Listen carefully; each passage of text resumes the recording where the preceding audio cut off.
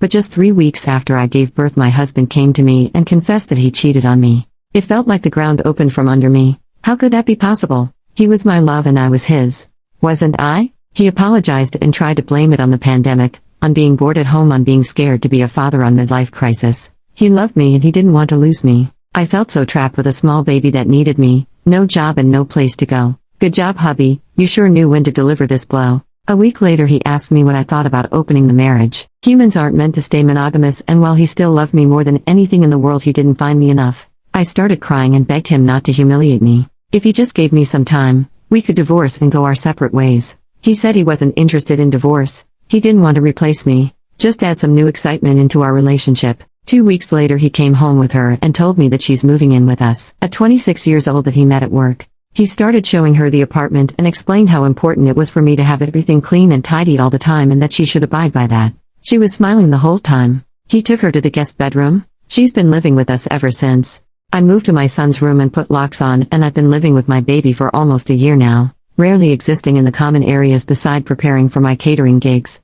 The girlfriend moved eventually into my bedroom with my husband. He warned me that this would happen if I refused to move back. Funny how we can adjust so fast and find small pleasures even in the most difficult times. Having my baby and seeing him grow has been my biggest comfort, him and my studies. After a few months my husband gave up trying to talk to me outside of matters concerning our son. He finally realized neither fighting, tantrums nor love bombing worked on me, and most importantly he stopped trying to get intimate with me. Beside the occasional "I love you" or "I miss you" text, sometimes a text while he's literally on the other side of the wall. His girlfriend kept her distance from me and I was thankful for that. She moved out a few times after they would fight. I don't know the details, but I would guess that she wanted exclusivity. Oh, the irony. She always showed up again after a couple of days. I acted like I didn't notice any of it. I have 1 year left of my studies, but after my internship, practicing semester, at a big firm, my boss offered me a paid internship. It's a full-time job starting in January. It would mean work and study full-time, but I know that I will manage. I'm just so happy. This means that I now have the means to find my own place, and I did.